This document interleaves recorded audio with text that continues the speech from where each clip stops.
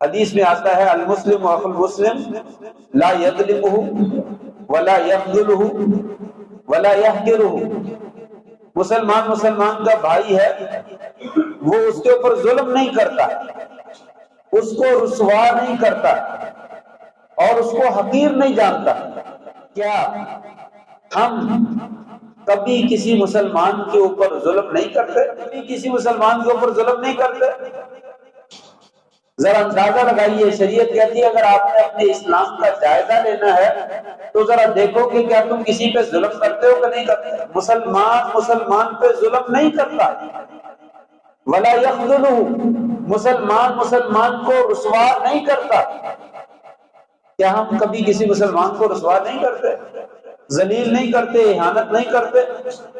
بلکہ ہمیں تو لطف آتا ہے، مزہ آتا ہے جب کسی مسلمان کو ہم ذلیل کرتے ہیں۔